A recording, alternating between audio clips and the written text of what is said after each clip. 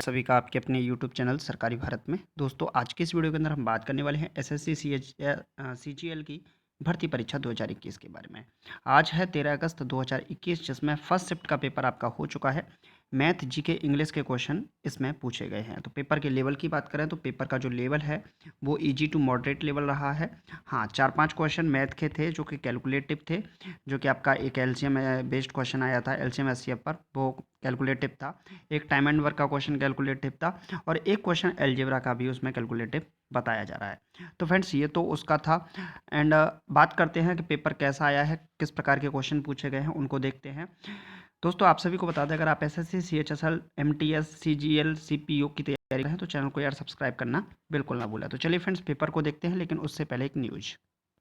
दोस्तों आप सभी को बता दें, अगर आप पढ़ाई कर रहे हैं जिसमें आप मैथ पढ़ते हैं, फिजिक्स कब पढ़ते हैं, केमिस्ट्री पढ़ते हैं या बायोलॉजी पढ़ते हैं, जेई नीट की तैयारी कर रहे हैं, या फिर आप 9 से लेकर 12 तक के स्टूडेंट हैं, या फिर आप किसी भी सब्जेक्ट का या कम्पिटिटिव लेवल एग्जाम की तैयारी कर रहे हैं, तो आप लोग फिलो ऐप को डाउनलोड कर लीजिएगा। यहाँ प्ले स्टोर पर जैसे ही आप फिलो ऐप डाउनलोड करेंगे तो ये ऐप आ जाएगा, जिसकी रेटिंग भी आप देख सकते हैं 4.5 रेटिंग है। 1 लाख से ज़्यादा स्टूडेंट्स ने अभी तक इसको डाउनलोड किया है। क्या है इस ऐप में, अगर आपका किसी प्रकार का मैथ फिजिक्स केमिस्ट्री बायोलॉजी से रिलेटेड कोई क्वेश्चन है या किसी और सब्जेक्ट से रिलेटेड क्वेश्चन है तो आप उसको फ़ोटो खींचिए। फ़ोटो खींचने के बाद उसको आप क्रॉप करके इस पर डाल दीजिए। 60 सेकंड के अंदर आपको वीडियो के माध्यम से या पीडीएफ के माध्यम से आपको उस क्वेश्चन का सॉल्यूशन मिल जाएगा। मैंने इस ऐप का लिंक वीडियो के डिस्क्रिप्शन में डाल दिया है, आप वहां से डाउनलोड कर सकते हैं। चलिए दोस्तों, तो आज का पहला सवाल क्या है, जो कि एसएससी सीजीएल ने पूछे हैं। ये सभी क्वेश्चन व्हाट्सएप पर स्टूडेंट्स के द्वारा भेजे गए क्वेश्चन है। अगर आपको लगता है ये क्वेश्चन नहीं आया था, ये वाला आया था, तो कमेंट बॉक्स में लिख दीजिएगा, उसके बारे में भी हम नेक्स्ट वीडियो के अंदर डिस्कस कर लेंगे। तो दोस्तों पहला सवाल है, वह कंपनी जिसने भारत में डिजी पाइवट नामक सेवा शुरुआत की है। कौन सी कंपनी है जिसने डिजी पाइवट यानी कि डिजिटल पाइवट नामक सेवा शुरू की है? तो ये की है गूगल ने। किसने की है? गूगल ने। गूगल के जो सीईओ हैं वो कौन है? सुंदर पिचाई। कौन है? सुंदर पिचाई, जो कि भारतीय मूल के हैं। चलिए फ्रेंड्स नेक्स्ट क्वेश्चन देख लेते हैं। तो नेक्स्ट क्वेश्चन है दोस्तों, रीजनिंग का क्वेश्चन है। ट्रिपल टी को 777 लिखा जाता है तो ट्रिपल आर को क्या लिखा जाएगा? देखिए ये जो क्वेश्चन है रीजनिंग का, ये अपोजिट बेस्ड आया है, यानी कि टी कितने पर आता है? 20 पर।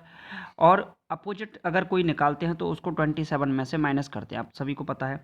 तो 27 में से 20 को माइनस कर दीजिए, क्योंकि टी कितने पर आता है? 20 पर, तो 7। इसी को फिर ट्रिपल टाइम लिख दिया है। ऐसे ही अगर हम 27 में से आर की वैल्यू क्या होती है? आर कौन सी नंबर पर आता है? 18।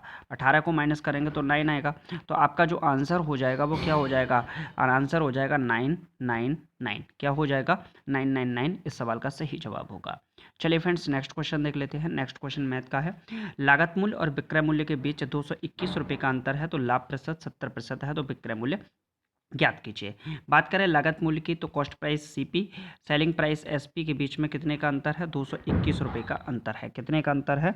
221 रुपये का अंतर है सेलिंग प्राइस और कॉस्ट प्राइस के बीच में। अब ये बोला है यदि लाभ प्रतिशत 70% हो। यहाँ पर अगर प्रॉफिट देखते हैं तो कितने का है प्रॉफिट? यहाँ पर देखिए इनका जो डिफरेंस है वो दे रखा है 221, यानी कि जो 17% है, 17% की वैल्यू दे रखी है 221। कितनी दे रखी है? 221, 17% की वैल्यू है। अगर हम सेलिंग प्राइस 100% की वैल्यू निकालना चाहें तो 100% की वैल्यू क्या होगी? तो 221 बटे 17 गुणे 100, यही तो होगी। तो 17 से भाग लगाएंगे, 17 एकन 17 बचे 5, 17 तिया 51, यानी कि कितनी हो गई? 1300 हो गई। क्या हो गई? 1300 हो गई 100% की वैल्यू। तो कॉस्ट प्राइस और सेलिंग प्राइस, लागत मूल्य और विक्रय मूल्य के बीच का जो अंतर है वो कितना है? 221 रुपये है। तो वस्तु कितने की थी? वस्तु थी 13% की। कितने थी? 13% की। अब उसको 17% का लाभ होता है, यानी कि 1300 रुपये पर 17% का लाभ। 1300 रुपये पर कितने परसेंट का लाभ? 17% का। तो 17/100, 0000, तो ये कितना होगा? 1300 प्लस ये कितना होगा? 17 तिया 51, और ये होगा 17 एकन 17, 17 और 5 ये हो जाएगा 22। कुल मिलाकर अगर ये बात करें तो देखिए वही डिफरेंस निकल के आ रहा है। तो ये टोटल मिलाकर अगर हम बात करें तो कितना हो जाएगा? 1521 रुपये। कितना हो जाएगा? 1521 रुपये। तो जो विक्रय मूल्य है, सेलिंग प्राइस है, वो कितनी दे रखी है? 1521 रुपये दे रखी है।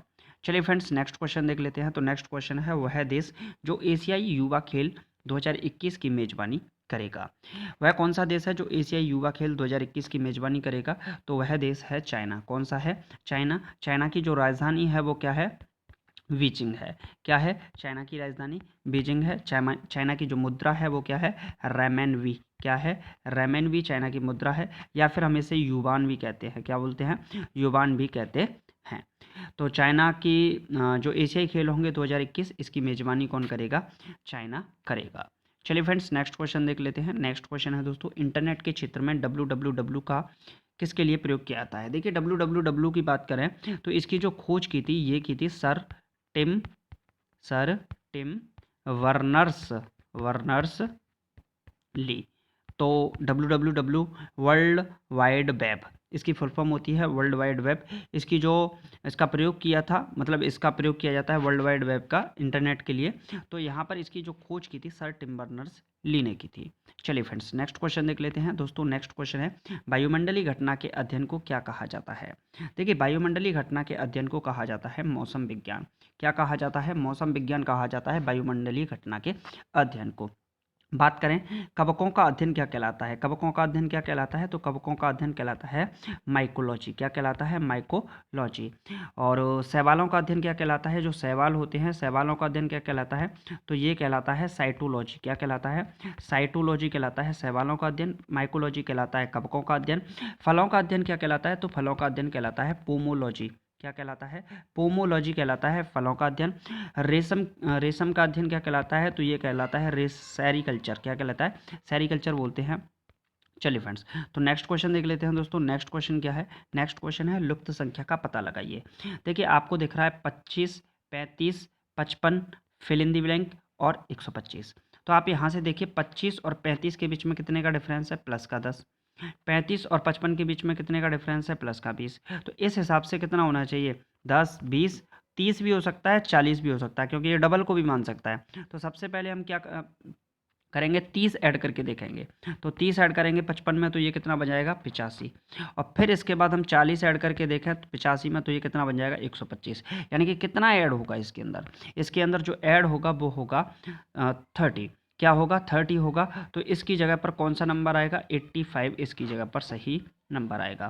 क्या आएगा? 85 इसकी जगह पर सही नंबर आएगा। चलिए फ्रेंड्स, नेक्स्ट क्वेश्चन देख लेते हैं। नेक्स्ट क्वेश्चन है, किसी कस्बे की आबादी 35,000 3,50,000 है, तो सालाना 20% की दर से बढ़ती है, तो 20 साल बाद जनसंख्या क्या होगी? देखिए, जनसंख्या है कितनी है? जनसंख्या 3,50,000। कितनी है? 3,50,000। अच्छा जी, 20% बढ़ती है। 20% का मीनिंग क्या होता है? 1/5। यानी कि 5 है तो 6 हो जाती है। तो क्या हो जाती है? 6 हो जाती है 5 से एक साल में। दूसरी साल में 6 हो जाती है 5 से। अब इसको कैंसिल आउट कर लेंगे। 5 से काटेंगे तो कितना? 7, 5 7 35, 1 2 3, और ये कितना जाएगा? 4।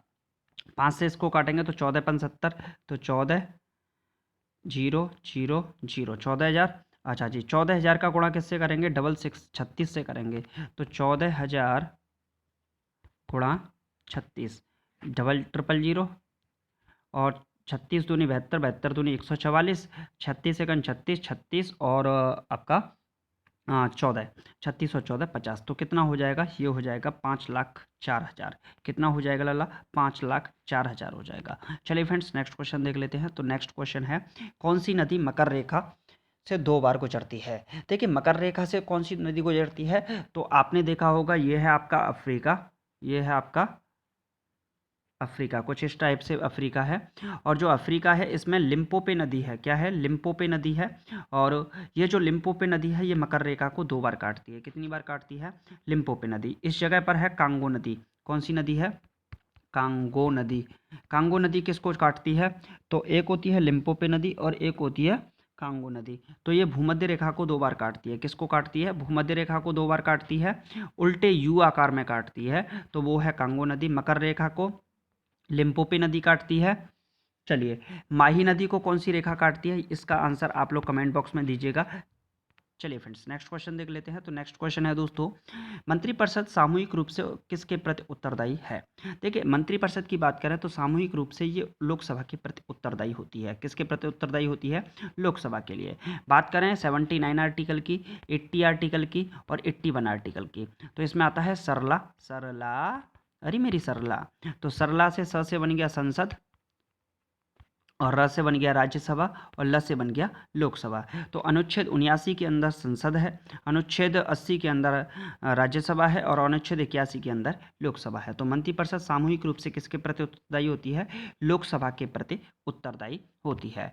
लोकसभा में कुल जो कितनी सीट होती हैं? तो 545 सीट होती हैं। कुल मिलाकर अगर बात करें तो 552 सीट होती हैं लोकसभा के अंदर, जिसमें से 2 एंग्लो इंडियन के द्वारा एंग्लो इंडियन मनोनीत किए जाते थे, लेकिन उनको अब हटा दिया गया है, ऐसा कुछ नहीं होगा। चलिए फ्रेंड्स, नेक्स्ट क्वेश्चन देख लेते हैं। तो नेक्स्ट क्वेश्चन है दोस्तों, टेहरी बांध योजना कौन सी नदी पर है? देखिए, टेहरी बांध योजना जो है ये भागीरथी नदी पर है। किस पर है? भागीरथी नदी पर है टेहरी बांध योजना। चलिए फ्रेंड्स, नेक्स्ट क्वेश्चन देख लेते हैं। तो नेक्स्ट क्वेश्चन है, बांग्लादेश का राष्ट्रीय खेल क्या है? बांग्लादेश का राष्ट्रीय खेल है कबड्डी। बांग्लादेश का राष्ट्रीय खेल क्या है? तो बांग्लादेश का राष्ट्रीय खेल है कबड्डी। बांग्लादेश की प्रधानमंत्री हैं कौन है? शेख हसीना। कौन है? शेख हसीना बांग्लादेश की प्रधानमंत्री है। बांग्लादेश की राजधानी क्या है? ढाका। क्या है बांग्लादेश की राजधानी? ढाका है बांग्लादेश की राजधानी। चलिए फ्रेंड्स, नेक्स्ट क्वेश्चन देख लेते हैं। इस्लामिक सहयोग संगठन का मुख्यालय किस देश के अंदर है? देखिए, इस्लामिक सहयोग संगठन की बात करें तो इसका मुख्यालय सऊदी अरब के अंदर है। और इस्लामिक सहयोग संगठन IOC, international international cooperative organisation, इसकी स्थापना हुई थी 1973 में, और ये सऊदी अरब के अंदर इसका मुख्यालय स्थित है।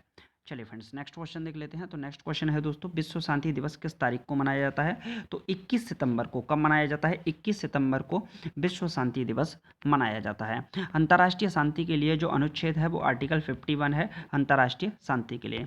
आर्टिकल 40 में क्या है? ग्राम पंचायत का गठन आर्टिकल 40 के अंतर्गत आता है।